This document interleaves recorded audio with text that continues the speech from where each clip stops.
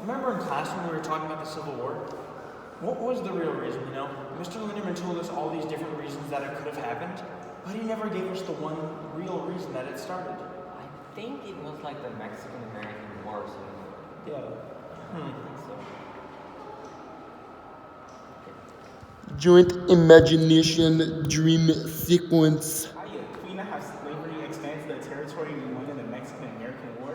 Nah, that land is for slave states, boy. Bro, slavery is whack, just like your outfit. No, it isn't. We're teaching our slaves to be civilized. You know, we feed them and we clothe them and yeah. Bro, stop being upset because you don't have expansion. You know, I might just leave you. You're not listening to our needs. No, that land should be for slave states. Please don't go. Please. Please, don't go. Wait. What if we just ask the people what they want? You mean popular sovereignty? Yeah. That sounds fine with me. Great. Yeah. Oh, that was pretty significant. Was that like the main cause of the Civil War? Oh my god, history, basketball, shoes, oh my god, what's it called? Historical content, you need historical content for the AP exam. Okay, that was weird. But anyway, yeah, it was. That is what further drove to tensions between the North and the South, and what eventually caused the South to secede from the Union. Wasn't the Kansas-Nebraska Act also a big part of it? Yeah, that was a big part. Joint imagination dream sequence. Hey bro, Kansas, you should become a free state. Those are like the best states. No. Look how good slavery is. You should totally be a slave state. Nah. Stop trying to exclude the vote, you ruffian. Look how my fist is going to influence your face. My fofo wants to remove your chest. In our joint imagination sequence, the North and the South created an irreparable rift between themselves. And that is one of the most crucial parts of creating a civil war. Yeah, remember before the war started, there was like a lot of conflict between the North and the South in the nation? That sure kicked off everything with them hang. I get it. Yeah. There was also that one book that helped influence a lot. I think it was the Uncle Tom's Cabin. Yeah. Oh, this book here? Yeah. That book was wild, you know. It helped lay the groundwork for the causes of the Civil War. Yeah, it actually increased opposition for slavery in the North. And also it stopped the argument of the South saying that they're treating their slaves right. Very true. It shed light on how slave owners treated their slaves in such a poor way, right? And I'll tell you, it wasn't good. Yeah.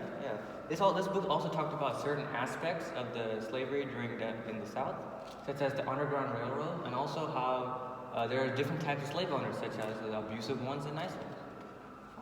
Yeah, you know what made the South real mad? The election of 1860. Joint imagination dream sequence. Well, it may have been a close one. We could say that the winner of this election is Abraham Lincoln. Thank you for this big opportunity to make this country the best we ever seen.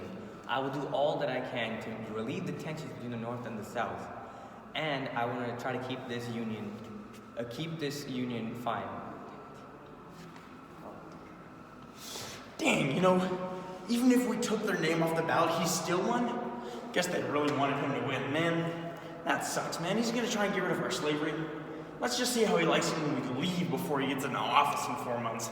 This made the South very scared. They knew Lincoln was a northern free soiler and that he was against the expansion of slavery, so they intentionally kept his name off the ballot in several of the southern states in hopes that it would affect the total overall vote. Which it didn't, but in all this growing fear, the South, they got too scared, and so they decided to secede from the Union before Lincoln made office a few months later. So, after that, the Southern fears came true when Lincoln wrote the Emancipation Proclamation. And while it didn't free any slaves technically, it was a very important political document. Joint imagination dream sequence. And I want it now. No, you can't handle the freedom. What is my freedom and I want it now? I'll think about it. 1 year later. No. What is my freedom? I want it now. No. And my final decision is that since slaves are not American citizens, they have no right to sue, and that the Missouri Compromise is unconstitutional. Therefore, Congress has no power to further stop the expansion of slavery. Even though Dred Scott was never freed by the courts, he was freed once he was bought by the Blau family.